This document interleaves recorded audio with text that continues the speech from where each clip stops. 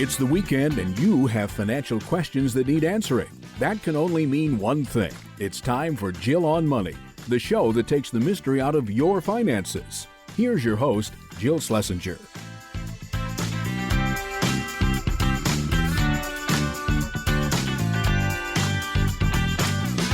Welcome. It's the Jill on Money Show. This is the program that takes the mystery out of your financial life. The way we do that is we encourage you to go to our website, JillOnMoney.com. Click the Contact Us button and we'll get your note. If you want to join us live, don't forget to check that little box. And Mark, best producer in the world, will do everything else. Let's start with an email. This one is from Ed. Ed writes, I'm in my 80s. My company-sponsored 401k has been losing money and I can't afford to lose. Since my company changed managers of our 401k from a highly rated company to a second financial company, which is much lower rated, this is by Consumer Reports rating, I'm not satisfied. Can I move a 401k from one investment company to another that is responsive to the losses? Okay, first of all, hold on. I presume you're not working at this company anymore. You're in your 80s. You can move your 401k wherever you want. You can do a direct rollover. But to be clear, when you roll over, you're not going to have somebody managing your money for you, I don't think. You're just going to do it yourself. If you do want someone to manage your money, then we would have to talk a little bit about what your needs are. Do you need someone to do this just automatically? Then you can do that with a lot of different companies. You can do it with Fidelity and Charles Schwab, and you can do it with Betterment. You can do it 100 zillion different choices out there. But if you want real specific advice, that's something different. So Ed, you can totally move it, direct rollover into an IRA rollover account, but I would like to know a little bit more about you so that we can make sure that this is the right thing for you. Okay, this is from Lisa. You recently suggested an allocation of 50% large cap equities, 15% small cap, 15% international, 20 intermediate bonds. I'm curious, is there a reason why U.S. mid cap equities are not included in the allocation? Or instead of adding mid caps, does it make sense to use a total market index instead? You know what? I agree with you. You're right, Lisa. Let's just do an extended market index and just forget small caps at this point. They stink anyway. So I'm going to go with Lisa's portfolio, which is essentially, again, if you want to have an 80-20, that you have, let's say 70% in a U.S. extended market index, 10% in an international stock index, and 20% in an intermediate term bond index. You're right. I like it better. I mean, mid-caps are so interesting right now because I was just listening to the Compound and Friends, and they made a great point, which is like a lot of those mid-cap firms are really large cap stocks already. It's very strange. So they need to do a little rebalancing. But yeah, I'm okay. Jill and Mark, thank you for this daily podcast that offers such helpful, practical advice for us all. I've been listening for over 2 years. I find something new or reinforcing every day. Lisa, thank you. That's a nice note. I'll take it.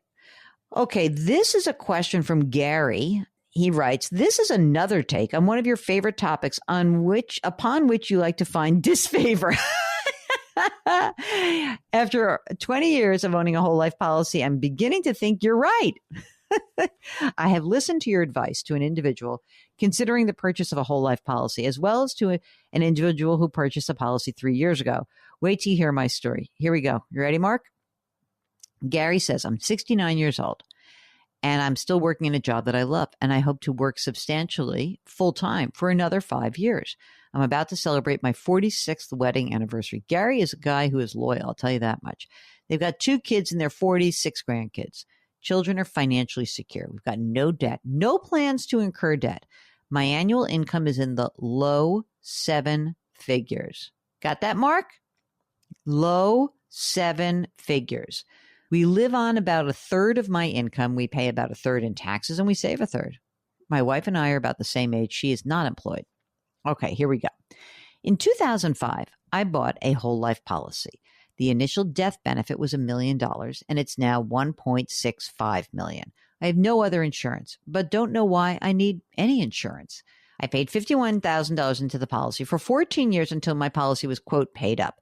What does that mean, gang? When he says paid up, he means that you don't have to pay any more. You don't have to make premium payments and the insurance policy will stay in force. I've made no premium payments for 5 years. Guess what the cash value is now? just over $1 million. Not a great investment. Okay, not a good investment, but I've made worse. Okay. Here's why I purchased the policy. 1, I was investing in the stock market and maxing out my 401k. I wanted an investment alternative to the stock market. Okay, fair enough. 2, I was looking for another bucket of funds for retirement and planned to pull $70,000 a year beginning at age 70. And 3, I wanted an investment that was exempt from creditors just in case I suffered a malpractice claim that was not fully covered by insurance. Okay, none of those are bad reasons. Interest rates earned under the policy have averaged 5.5%. It's lower than what I might have initially expected, but it's the chance I took. What I did not realize is that once I started pulling money out of the policy and had received a return of my basis, pay attention to this, that I would start paying taxes on what I was pulling out. And if I cashed in the policy at some later date, I would owe significant income taxes. You probably know a lot more than I do as to what I can expect for the next 10 or 15 years from this policy. So gang, here's the thing. You put a certain amount of money in, the money grows. But what's weird about insurance is that while the money is inside the policy, there's no tax due. But once you have pulled out the amount of money that satisfies your cost basis, what you put in, everything that comes out is ordinary income. Ordinary income, not even capital gains. So that's a little bit of an issue. Okay, now here's the next part of the story. His parents are alive and well. They're in their mid-90s. So I have to live like I will die tomorrow, but I plan to live to 100. My father-in-law is also in his mid-90s. My wife needs to do the same.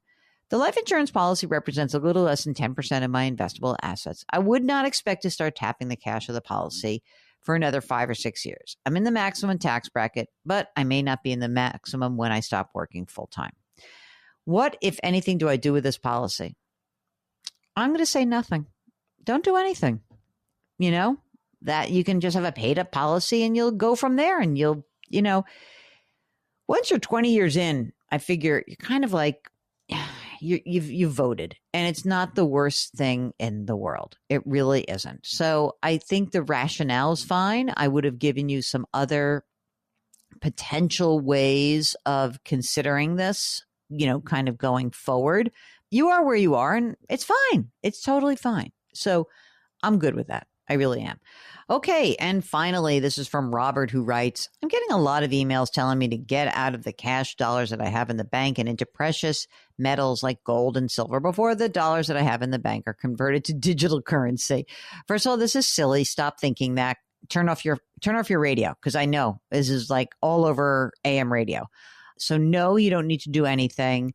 Don't worry. If you want to own some precious metals, maybe inside of an account, like in a 401k or an IRA or a Roth, you can have a little bit of a commodities fund. And that's it. No more than 3% of the total invested assets. Robert, everyone calm down. Whenever anything is too late and nothing's going to happen, there's no bank is converting to digital currency. Okay? Everyone breathe. If you have a financial question and you're shy, we do emails, you see, just like this. Go to JillOnMoney.com and click the Contact Us button. We'll be right back.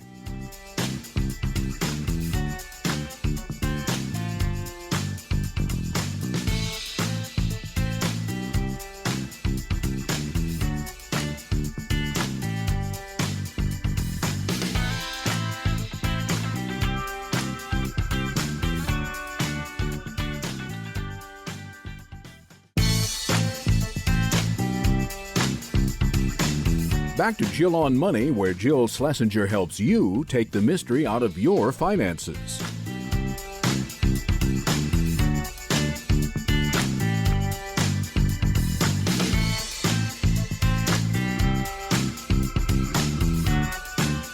You're back. It's the Jill on Money Show. We are broadcasting from the Bambee HR studios. Bambee's a great way for people who own their own companies to outsource their HR issues, something I hated doing. So Bambee, very psyched that you have got the naming rights to the studio right now. Bambee.com if you want to learn more. Meanwhile, here at Jill on Money, what we are doing every single week is helping you navigate any financial matter that comes up for you.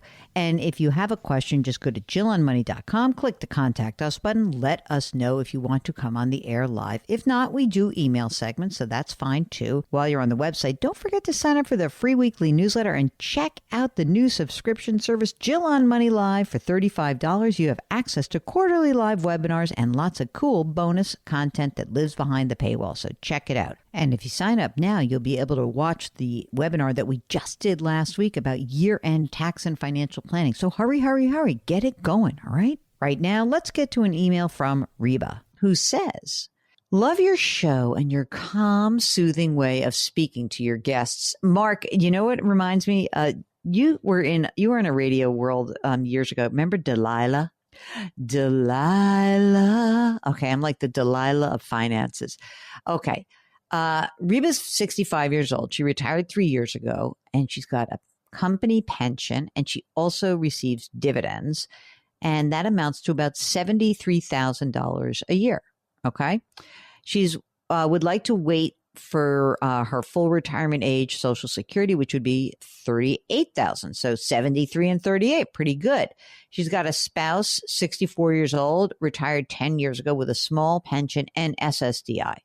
We live in a small coastal town in the Southwest that's been hit by several storms. Net worth is $2 million, no mortgage on a current fully renovated home, no children.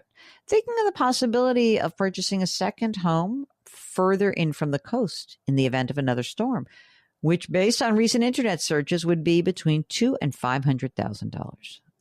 Thought it may be prudent to sign a short-term lease on a property that we could possibly purchase just to get a feel of the area before a property commitment. That's good. I would do that.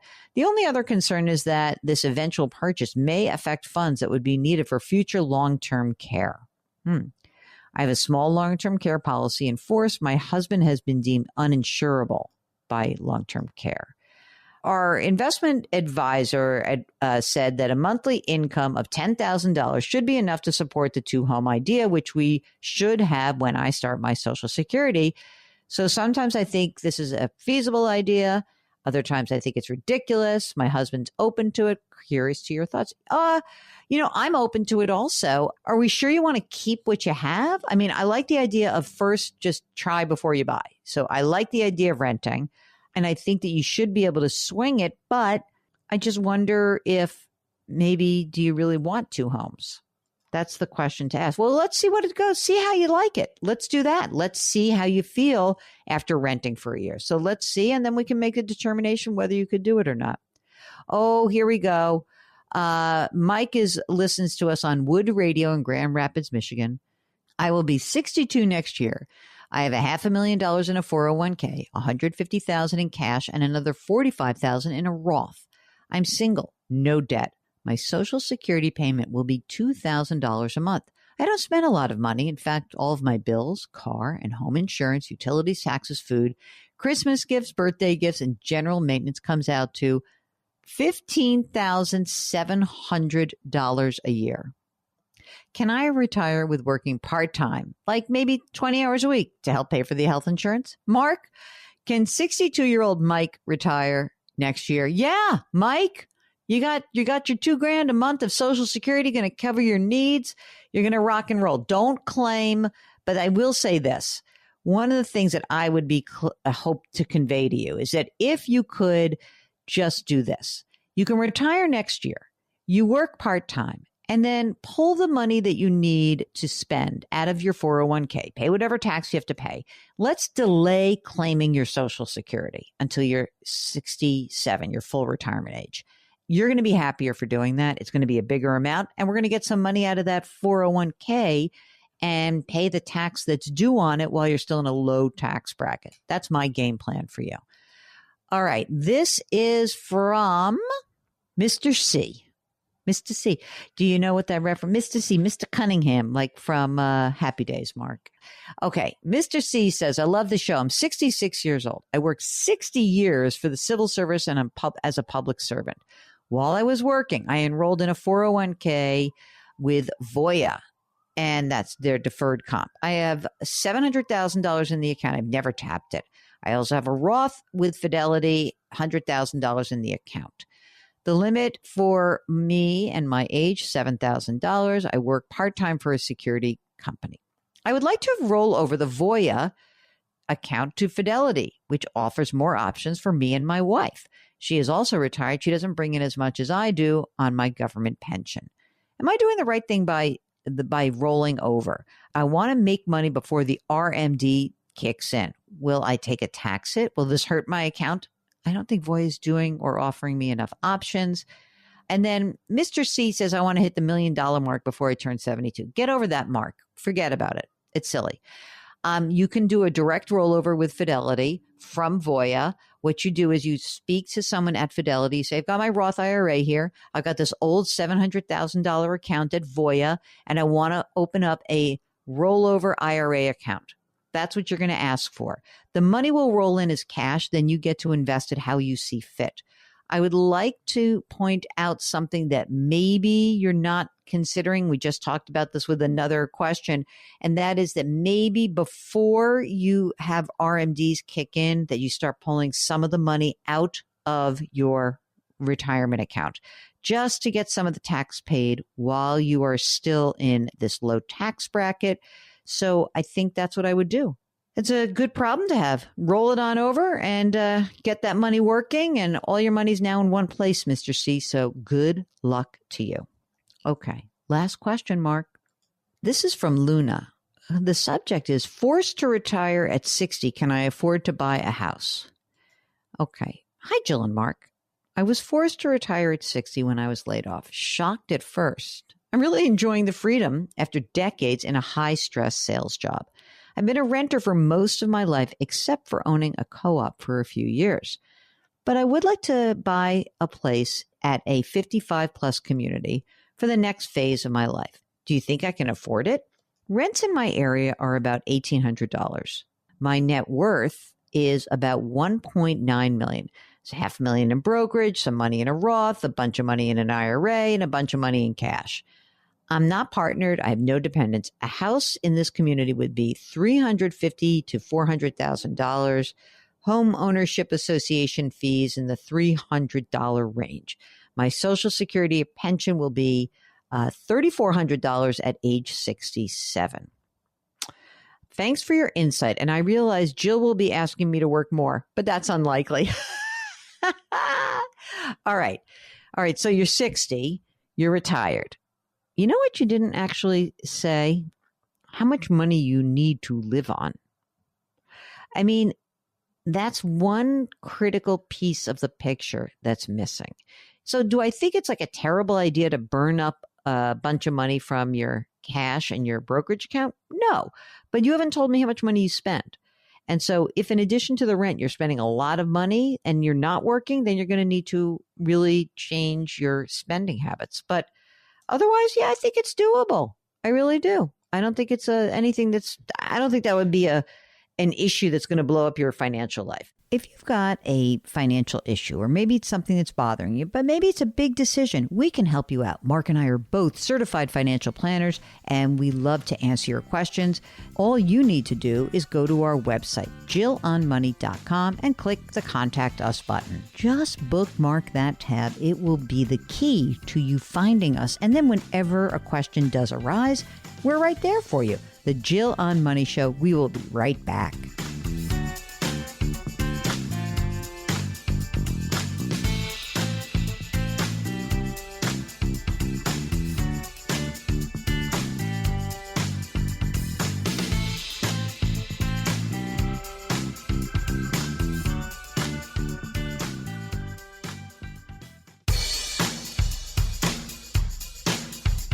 Do I invest here? Should I put my money there? Jill Schlesinger can help you. Back to Jill on Money.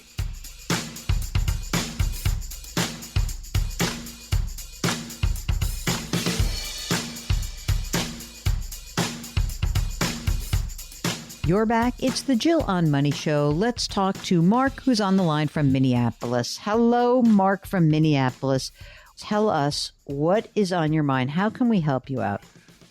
Jill and Mark, my wife and I could use your advice on where to keep funds that we will need for home health care perhaps in the next year or two or three. Okay. So tell us what is the amount? Is this a sale of a house, a stock, some windfall? What are we talking about? Well, it's both a particular and a broader question. We will be selling our home, trying to figure out where to put the proceeds, perhaps $500,000 from that sale. It's hard to know when we will need funds. I have an illness that is proceeding at an unknowable rate, but it is proceeding and progressing. If and when, probably when, I need home health services, they can be very expensive. Mm-hmm. So that's where we're starting from. I'm so sorry. That's just sucks. So I'm sorry that you have to go through this. Let's kind of peel this back a little bit. So, Mark, how old are you? I'm 72. My wife is 76. We're both retired. And right now, what is the source of your income? What do you live on right now? A pension and 2 Social Security benefits, which cover our regular expenses. We reinvest any investment income has been our practice. Okay, so the pension and 2 Social Security checks, how much is that right now? $123. Okay, and that covers the basic expenses, including your house. Right now, you have a house, right? Yes. Is the pension your pension, her pension? Whose is it? It's my pension with 100% rights of survivorship. What about your investment accounts? What do you have that you said you're just letting that kind of accrue? So what have you set aside in retirement or in non-retirement accounts? We have about $400,000 in conventional retirement accounts. Yep. And about 2.25 outside of retirement. 225, and that's just in a brokerage account, or is that cash? What do you have? Looking both inside and outside retirement, the split is 25 stocks and the rest in CDs, money markets, and bond funds. Okay, so let me just make sure I got it right. So 400 is retirement, 225 is non-retirement, right? In a like brokerage account. Does that include all the cash in the CDs, or is there more cash beyond that 225? That's it. Okay, so 400 and 225. And what else do we need to know about this house that you're going to sell? Do you already own a second home, or are you going to use some money to buy a house and some is left over? No, we are downsizing and moving to a one-level place. The perfect place came along, so we grabbed it. So at the moment, we own 2 homes. Our long-standing home will go on the market after the first of the year. Okay, and that's the one you think you're going to net out $500,000 or so? Give or take. Okay, and that would just be added to the non-retirement account. Correct. So so once you do downsize, will the cost of carrying this one-level home be similar, a lot less than what you were paying for the larger home? As far as I can guesstimate, it's about $400 a month less, so about $5,000 a year. Do you guys have, since you're both retired, you're on Medicare, what exactly is the coverage that you might be entitled to in terms of this illness? I mean, I think that what most people don't understand, if this is some sort of progressive long-term illness, then Medicare does not cover any of that, right? Well, it's complicated. Oh boy, it's like a relationship. How so? Medicare covers a limited amount of nursing services, also a limited amount of more custodial services if they're delivered simultaneous with nursing. Mm-hmm. But it's only up to 8 hours a day. It's likely to not be covered at all. 24/7 care if needed is not covered. So that's what I've been able to figure out. Okay, got it. Do you guys have any long-term care insurance or insurance policies that have long-term care riders or features that would help you through this period? We each have a traditional, kind of a standard long-term care policy, which we bought maybe 15, 20 years ago. The value of the benefit right now is about $200,000 each. The maximum amount reimbursable per month is about $6,000. But if you were to need, I mean, I know it's like you don't go from necessarily 0 to 24/7, but if you said you needed 24/7 care, what do you think that would cost on a monthly basis? So you'd have $6,000 covered through your long-term care policy. What's the gap? How much more would it cost you to have that care? Well, I haven't looked at it on a monthly basis, and it's hard to get people to talk to you in the abstract. Yes, of course. Care in my area is estimated to run about $45 an hour. Okay. So just doing arithmetic, 45 times 24 times 365, it gets to be a big number. It gets to be close to $400,000.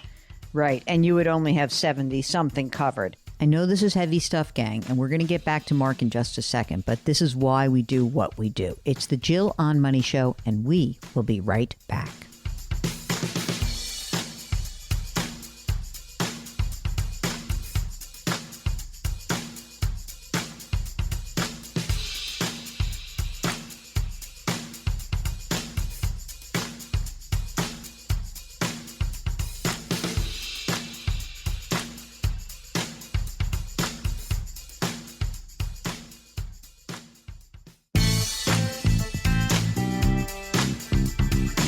.401ks, IRAs, refinancing, she covers it all. Back to Jill on Money with Jill Schlesinger.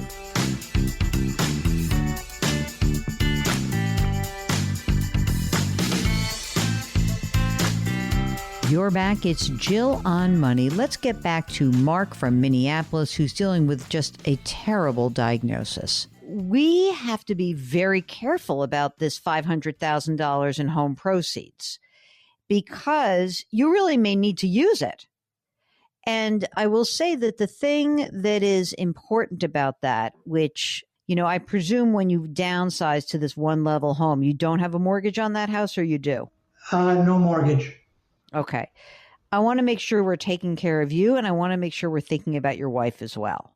Because let's presume that of your non-retirement money, and this 500 comes in January or so, I think that that's the kind of money that you have to basically say, I mean, again, you don't know when this is all going to happen. You're okay today, but are we talking about a year, 3 years, 7 years? Do you have any sense of what you could be looking at? This is such a terrible way to ask you these questions. I'm going very concrete on you, and I don't want you to think I'm not thinking about that this is a horrible thing that we're talking about, but I want to also respond to your actual concrete question.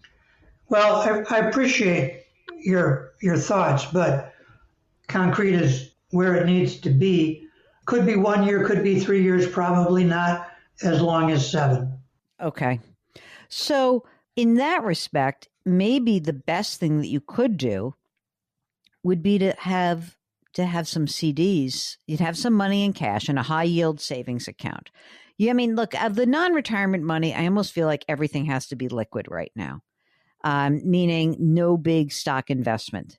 I mean, I hope that we're wrong. I hope you're like, oh, I should have invested in the stock market. I hope that we're wrong.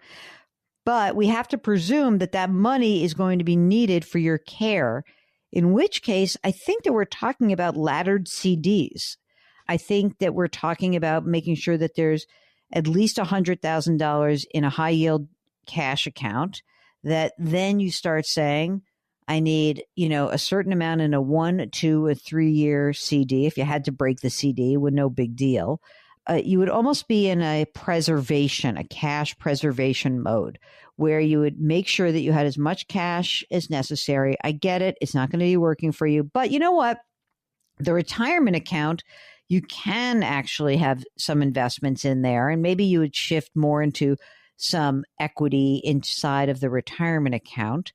And also, the one thing that your wife has, like a big benefit for your wife, is that survivorship pension, which even if you guys are burning through a bunch of this money, on the other side of it, your wife will have Social Security and pension, a home that is paid for, a retirement account. Like all of these things, I think, are going to argue for the fact that she will be able to float her lifestyle. And I'm sure that that is something that is worrisome to you as you approach this period as well.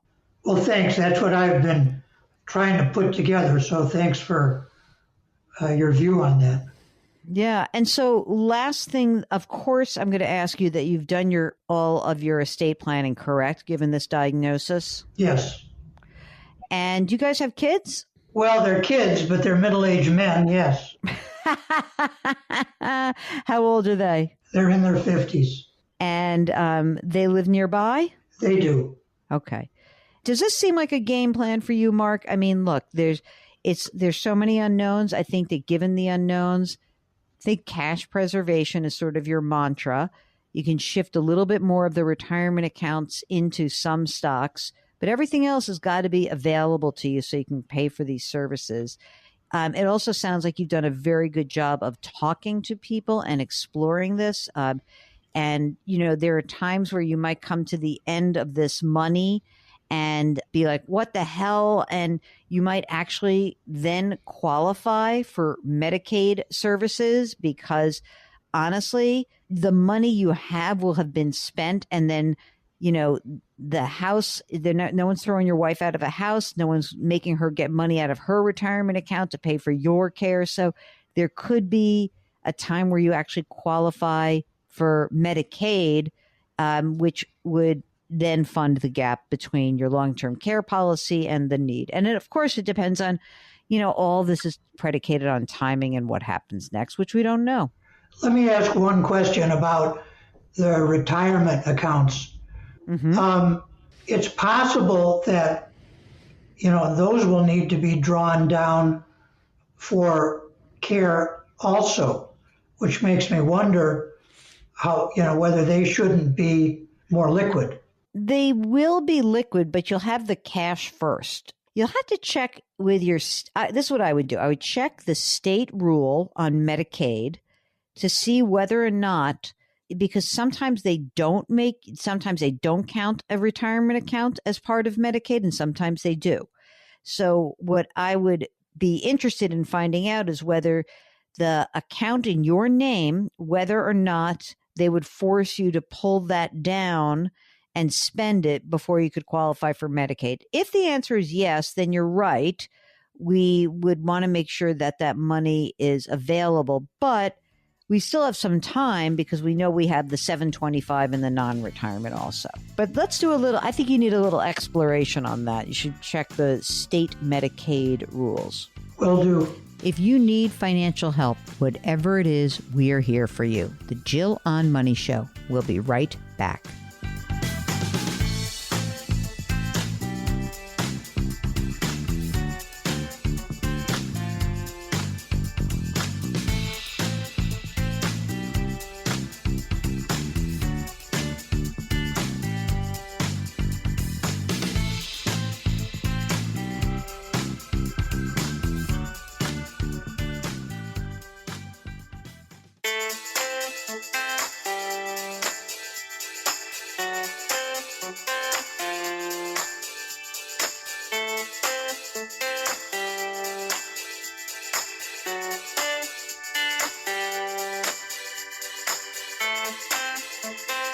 You're back. It's Jill on Money, the program that attempts to help you make better financial decisions. If you've got something going on, maybe it's a new job, maybe you're trying to think about year-end financial planning or tax planning, maybe you're taking care of your older parents, maybe you're helping your adult children, whatever it is, Mark and I love answering your questions. We're both certified financial planners, so that kind of helps in the process, doesn't it? All you need to do is go to our website, JillOnMoney.com, and click the Contact Us button. While you're there, you will see all the content that we create. So there's the blog section. There's the podcast section. We have links to listen to our podcast, 2 of them. There's also a video section. You can buy my book, The Great Money Reset. There's resources, so much there. Just bookmark that tab. It will be the key to you finding us. And then whenever a question does arise, we're right there for you. Click that Contact Us button. Boom, we do everything else. And although we love having you on the program, that is so much fun because we can ask lots of follow-up questions. Sometimes you just want to shoot a note off to us. That's okay too. And that is what Daniel did. Daniel writes, I am 63 years old and I have $160,000 in my 401k. I also have enough cash to pay off my mortgage, which has $72,000 remaining. Should I do it or should I invest the cash? This is always a tough question because emotionally, we all want to pay off our mortgages. I get that. But this really does depend on the rate of the mortgage. Because if you've got a sub 4% mortgage, it's hard to justify paying that off. It's just cheap money. And also, I would worry that you're soaking up all of the liquidity. That $72,000 will go into paying off the mortgage. But what if you needed that money? And having the ability to get that money, even if it is invested, I would think that that is preferable to paying off the mortgage, even if you are emotionally more satisfied paying off the mortgage. I hope that helps. And for anyone else contemplating this, depending on your situation, we may give different advice. So give us a holler. Go to JillOnMoney.com and click the Contact Us button. The Jill on Money Show will be right back.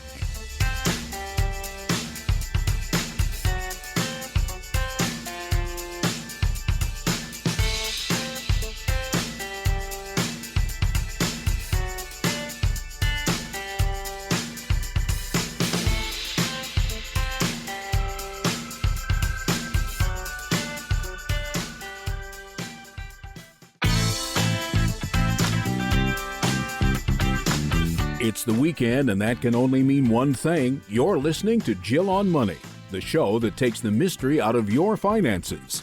Here's your host, Jill Schlesinger.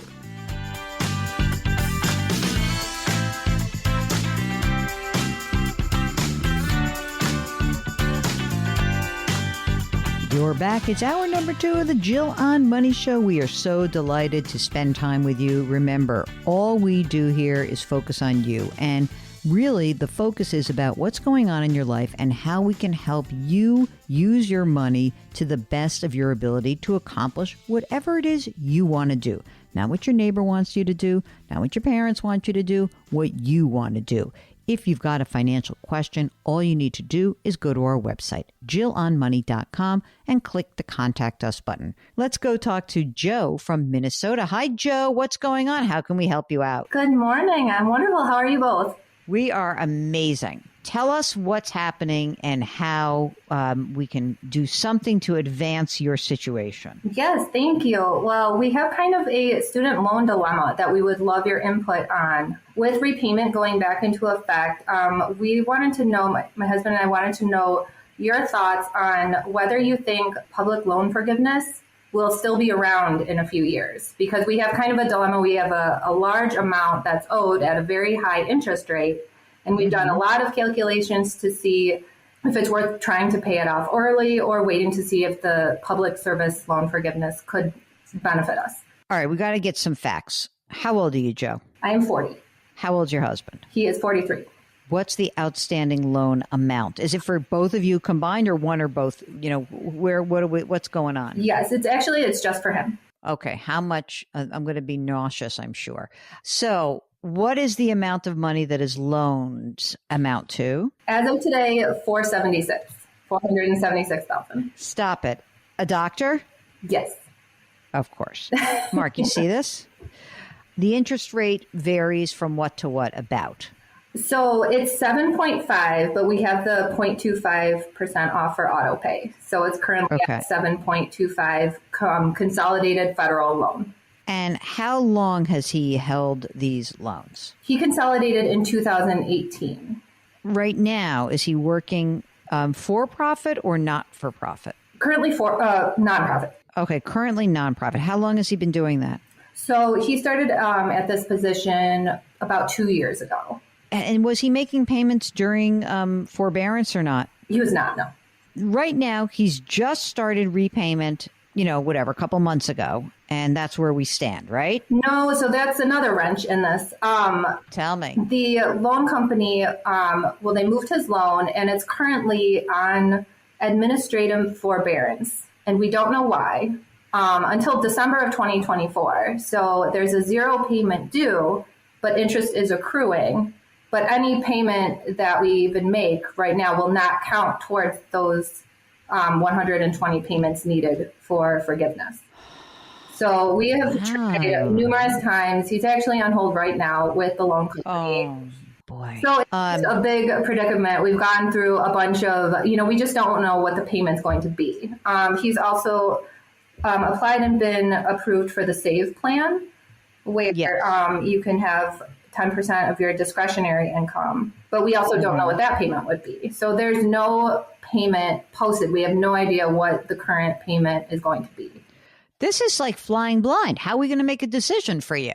I don't really get it. I mean, not to be coy with you because you're living it in real time, but I mean, so right now, what is your current payment that you will have? So you're on this administrative forbearance, but what is the monthly payment currently? It's blank. There's nothing. Really? Because before his loan was sold, everything there's no backlog of anything. That's why we keep trying to call to get a hold of someone. So we've talked to numerous financial planners trying to get should we do a lump payment towards it and try to get the principal down? But if we don't know how many payments are verified towards the 120 payments either. So we could have as much as 7 years left or as little as 4.5 years left. So it's this huge variance, and we can't get a solid answer of a good path. I don't even know what to say about this.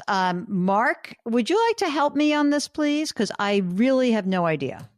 You got to figure at some point here soon, maybe even today, when the husband gets off the phone, they're going to have some sense of how much time is remaining, how much credit they've established towards the payments. And the question of will public loan forgiveness still be around? I mean, I tend to think it will be. So I would pursue that path. I am much more encouraged by public loan forgiveness today than I was even a few years ago, because I think the program is getting beefed up a little bit, and it's very difficult to take that away. So I almost would try to get that going sooner rather than later, but I don't know what it takes. It's not like you can walk into a branch and demand service. It's impossible. Is there someone at the hospital or in the place where your husband works that has any experience right now with this? There is not. We have tried to talk to anybody that can guide us. And the people, when we've gotten through to the loan company, it's been no answer. We're just saying, because there was that big paperwork jumbled, his loan has been sold so many times, they don't have the correct paperwork to make the decision. But the worst part is, it's we're just waiting and interest is accruing, but it says that nothing is due. So, I mean, we would love to make any type of payment to have it towards the 120 payments, but we can't. Totally. Yeah. I want to get that. I want to get the clock started. Exactly. Right? Yeah. How much is he earning, by the way? So combined, we are at $388. How much money do you guys have in cash? About $160. And invested, non-retirement investments? So non-retirement. So we have a brokerage.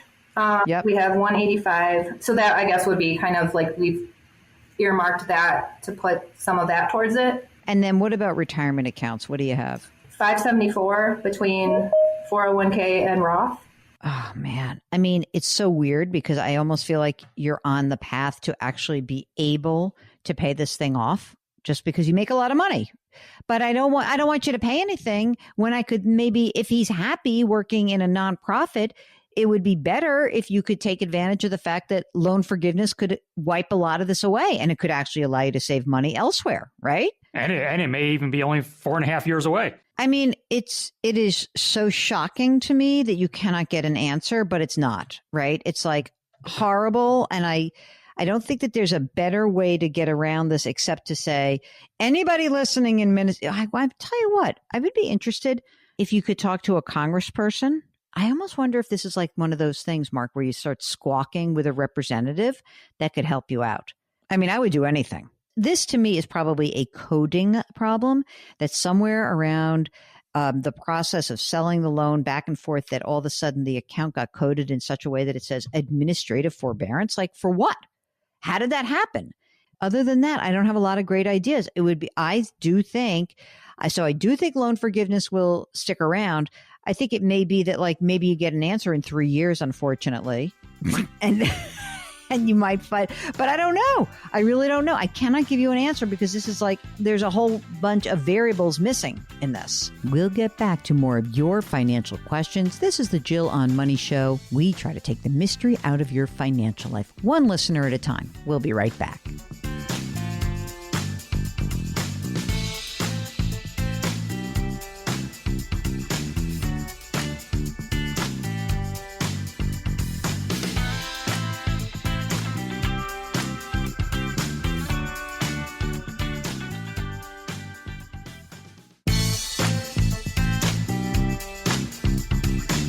Back to Jill on Money, where Jill Schlesinger helps you take the mystery out of your finances.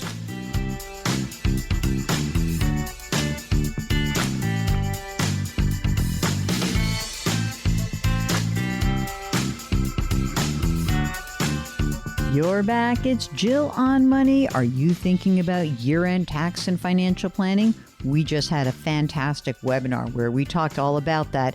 You can watch that webinar if you join Jill on Money Live. That's our subscription service. For $35, you have access to quarterly live webinars, 4 of them, and lots of special bonus content. And you can go back and watch the old ones. So that's really cool. Check it out. It's at JillOnMoney.com. Jill on Money Live. Okay, let's do an email. This is from Anthony, who says, I work for a nonprofit organization and it offers a 403b retirement plan. I began contributing when I was 28 and I'm now 43 and I have $30,000 in the account. Unfortunately, the provider doesn't offer a good variety of investment choices. The lowest expense ratios are about 0.65 per investment vehicle. Yikes, that's high. The good news is now I'm a financial nerd, and I've realized that passive low-cost index funds are the best way to secure long-term growth and not have fees diminish returns over time. I wish I knew what an expense ratio was at age 28. Don't worry, they all had high fees then, so, you probably are not that bad off. Okay, a few years ago, I all but stopped contributing to my workplace 403b, and I opened up a Roth at Vanguard. I now only contribute enough to my 403b to get the employer match, and my main retirement contributions go to Vanguard in low-cost index funds. My question is, how can I get my original contributions out of the 403b and into my personal Roth while still at the nonprofit? The provider says the IRS does not allow in-service rollovers for employer-employee accounts, and there's no way to move the funds while still employed. I think that's right. I hate to say that, Anthony, but I do think that's right. Would I really need to change employers to access my money and roll it over into my Vanguard account? Other than my workplace switching 403 providers or me switching employers, are there any other avenues that I can pursue? If I leave the money in the 403b, I'd be leaving a lot of money on the table as it will earn much less over time than there at Vanguard. I think that your question's already been answered. In-service rollovers are dictated by the firm. I don't think it's an IRS rule. I think it is a firm rule. And so if you can't do it, you can't do it. So what do? You pick the lowest cost fund in that plan and you invest around it and you stop driving yourself crazy. That's my 2 cents. Don't you think, Mark? Anthony's ready to leave his job just to roll out his money. I'm on a new job so I can roll my 30 grand out. I mean, and you're going to move down to like you're putting less money in. So all of this is good news. You're doing what you should be doing. Okay. Stop driving yourself crazy. I'm giving you permission to stop driving yourself crazy. Okay. Here we have a question from Suzanne about home equity line of credit. Hi, Jill and Mark. I've been an on-air guest in the past. I appreciate your feedback. I have a question regarding the payoff of my HELOC. It went from 3.5% to 9.25% interest over the last several months. Holy moly. Okay. Suzanne says, I've been aggressively paying it off, but I still owe almost $19,000. I can pay between $1,000 and $1,500 a month. Some months a little more. I currently have 10 grand in savings. My job is stable. The HELOC is my only debt other than my home, which is a 2.75% interest rate. Wishing I'd done a cash out refi. 6 months bare bones emergency fund after HELOC is paid off is 20 grand.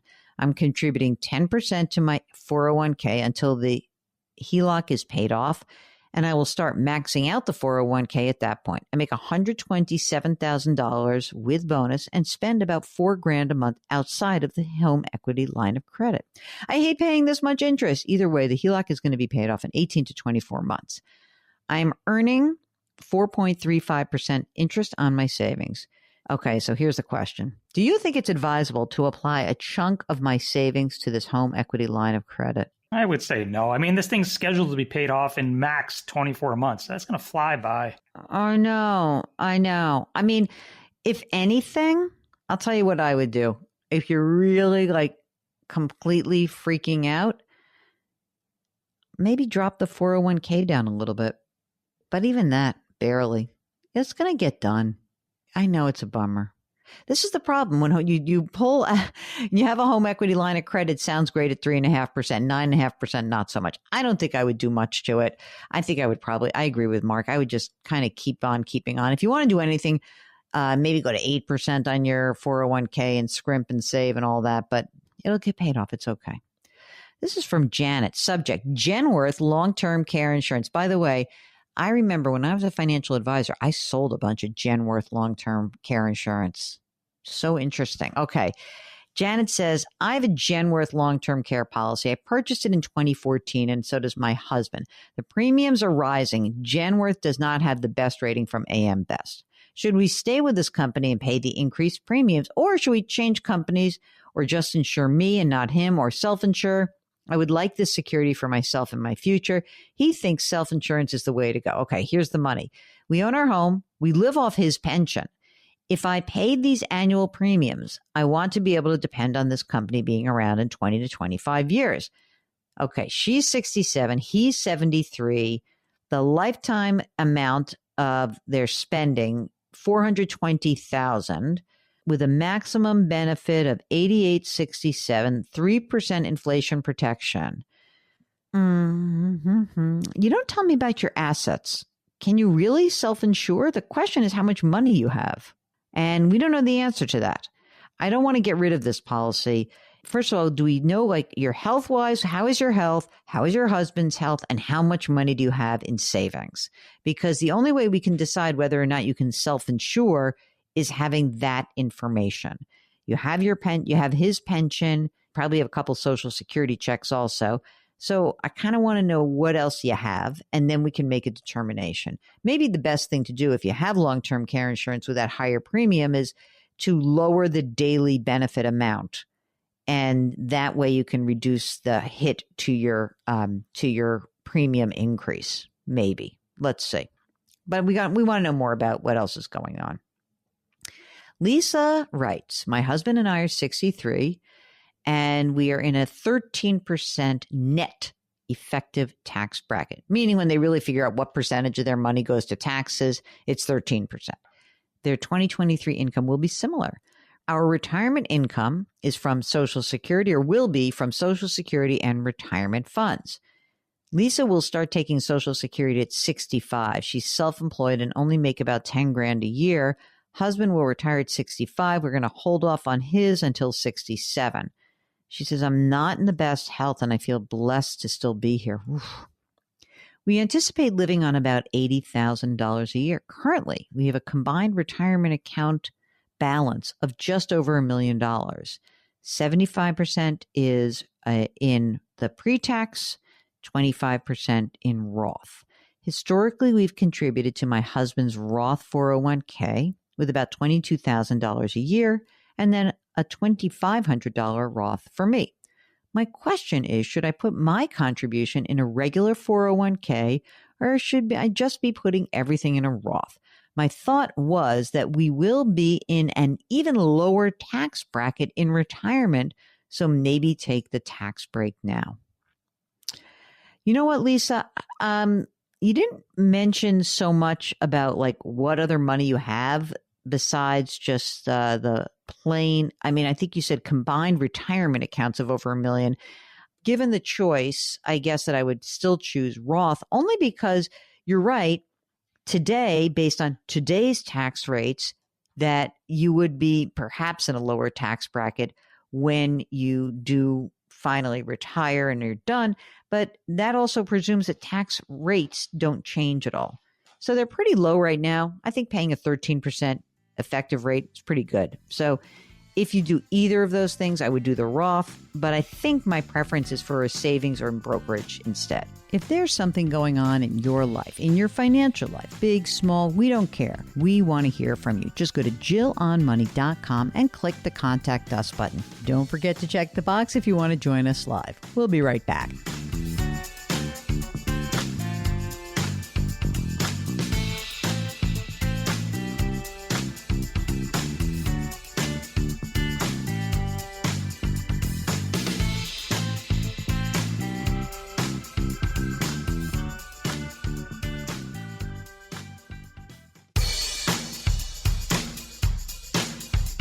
Do I invest here? Should I put my money there? Jill Schlesinger can help you. Back to Jill on Money.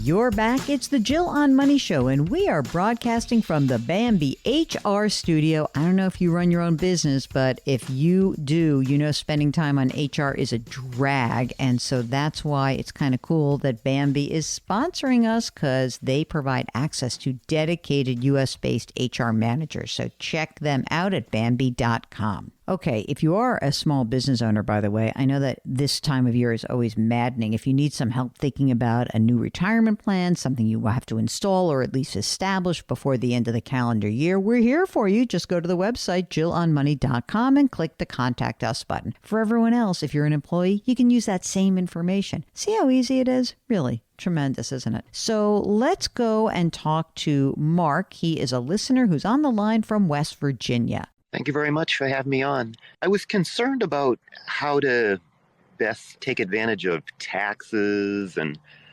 savings and just, holding on to assets in retirement. What's the concern? You just don't want to pay taxes? You're bummed out you have to pay them? You have a lot of pre-tax retirement money? What's going on? I've got traditional accounts for the IRAs, but it's only my wife and I are both retired military. We did 27 years. In the service, we each get a pension. So you're still in a high tax bracket.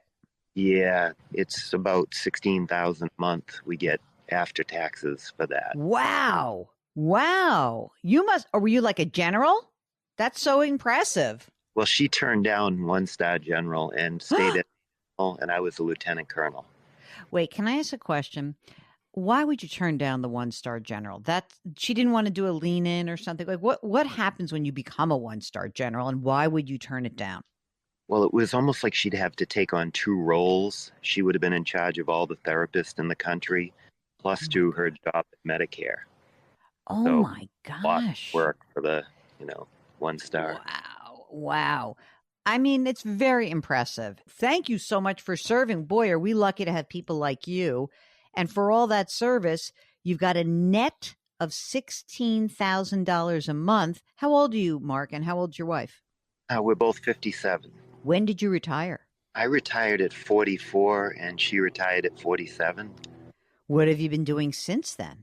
I did some contract work and doing psychiatric evaluations at local hospitals. And she continues to work for Medicare compliance, but it's on a contract basis.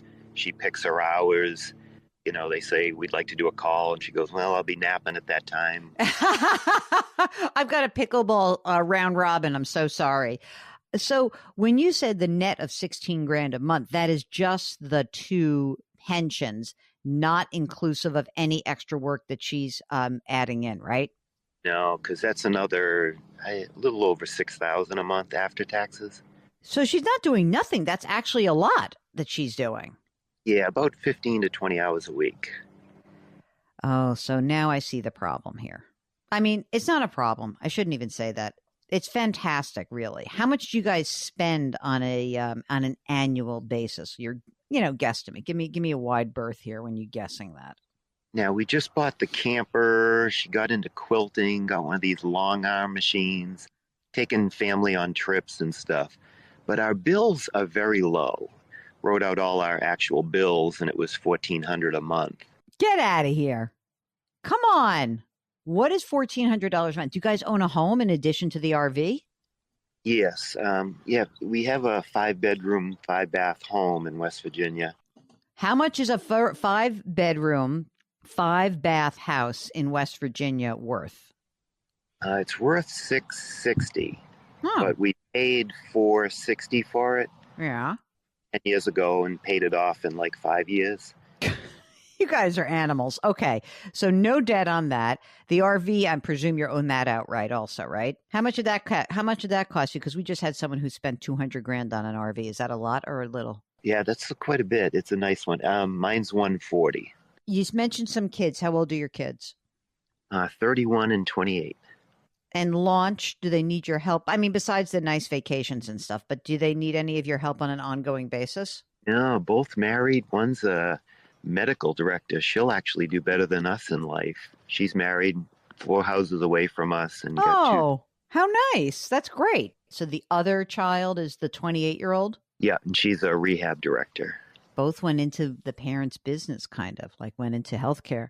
So let's talk a little bit about the tax problem, which is, okay, so I'm starting off with, you're 57 years old. You've got this $192,000 net. So I'm sure your gross is higher, and then 72 net for your wife's part-time. So presumably you are in the highest bracket, which would be the highest bracket you're paying taxes on, rather, is 24%.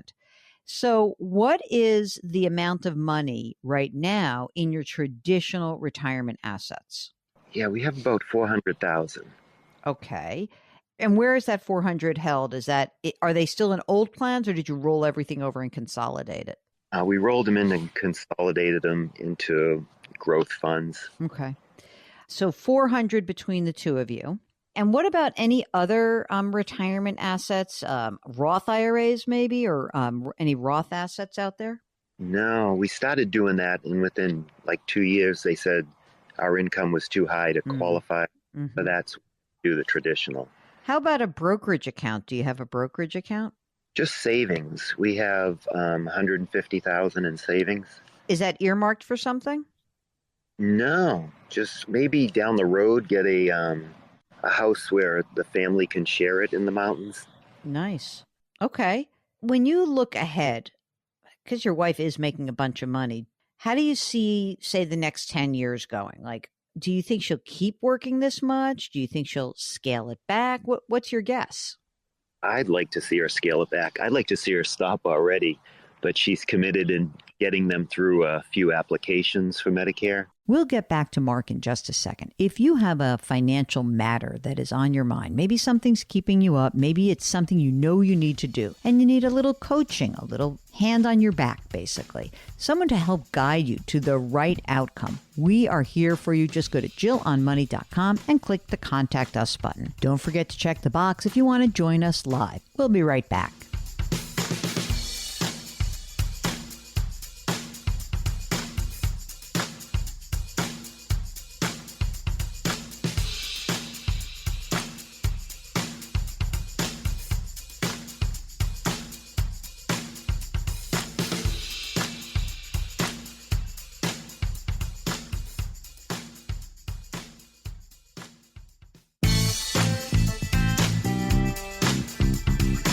.401ks, IRAs, refinancing, she covers it all. Back to Jill on Money with Jill Schlesinger.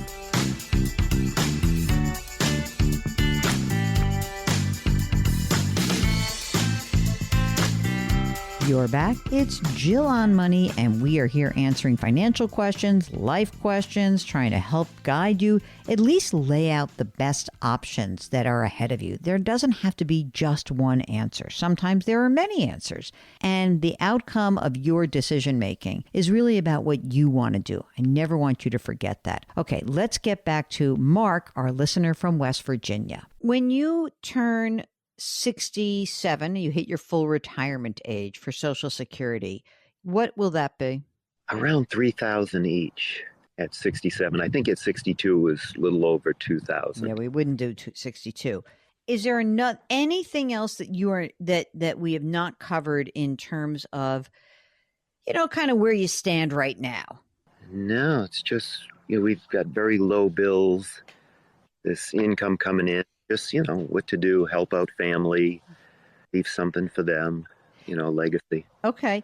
Because you have all this money that's coming in, this 265-ish, are you adding to that savings account every year? Yes.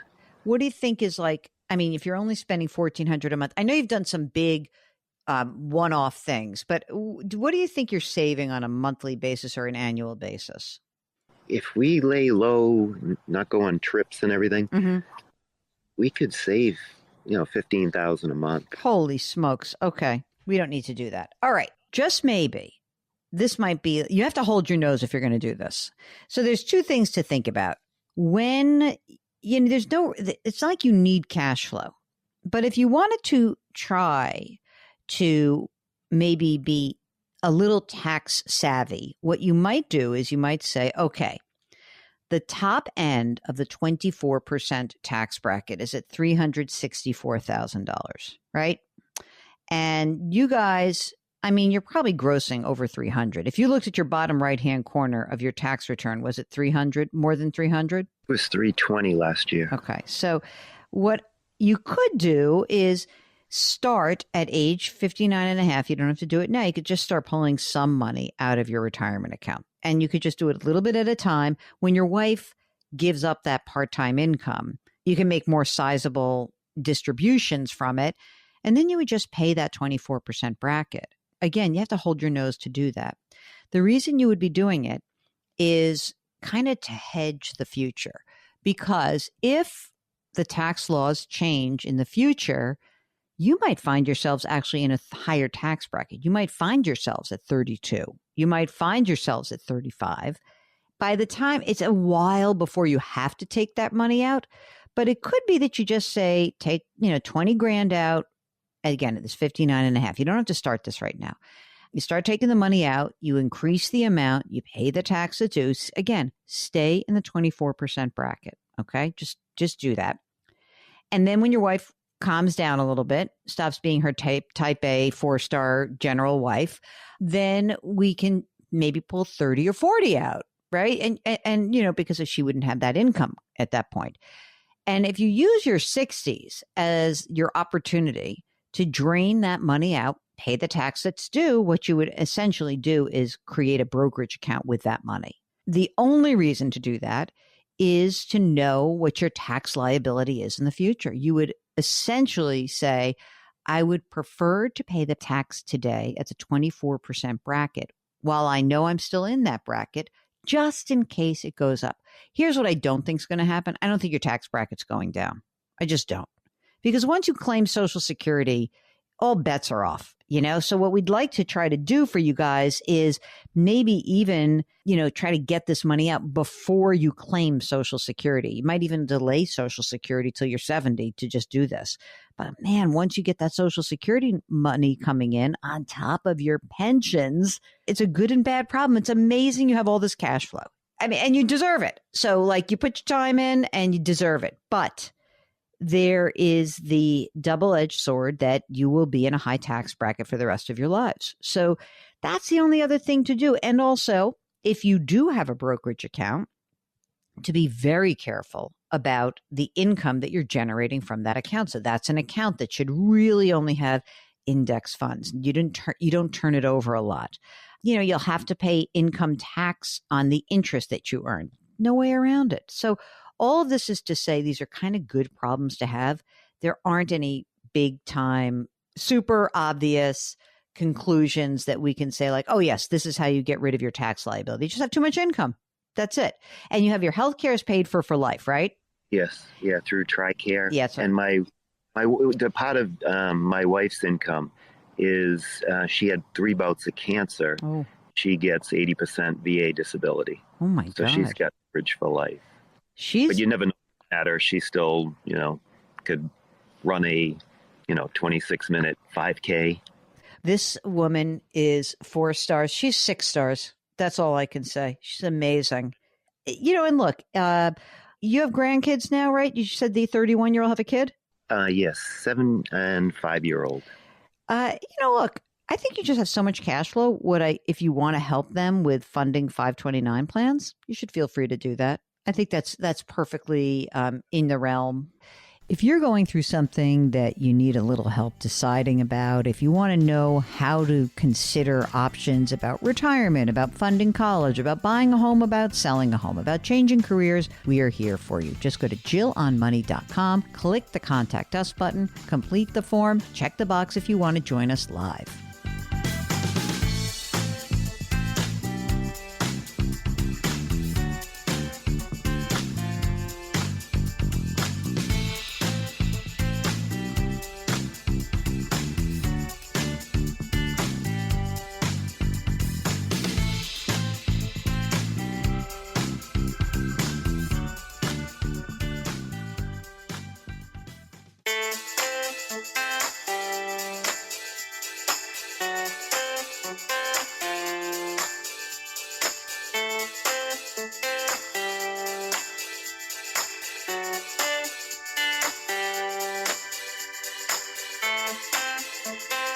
You're back. It's Jill on Money. Before we finish the program, I always like to end with an email because I know that shy people get a little intimidated. So if that's you, just go to JillOnMoney.com, click the Contact Us button, and we would be happy to read your note on the air. This is from Candace, who writes, I have been retired for 5 years after working at the same company for 42 years. Oh my God, no one does that anymore. That's amazing. Question. What should I do with my 401k?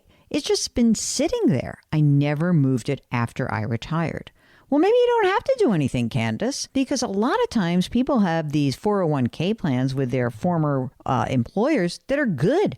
Maybe there are good options. Maybe there are cheap investments inside of the 401k, and there's no advantage for you to really move those assets. However, there are some other choices that you do have. One is that you could open up an IRA rollover account at any big institution. Now, of course, this would mean that you're on the hook for making your own investment decisions. And if you feel comfortable with that, it's great. You can choose Vanguard or Fidelity or Charles Schwab or E-Trade. Any place where you can buy an inexpensive index fund is going to serve you well. Now, if you actually need some help, maybe you want to try something called a robo-advisor, which is essentially you roll it over, same format, IRA rollover, but you choose a place where there's going to be an automatic investment component. And then finally, you could always talk to a financial planner or an investment advisor. But I don't know a lot about you, so I don't want to make assumptions, Candace. I would love it if we could get you on the air and walk you through what the choices are.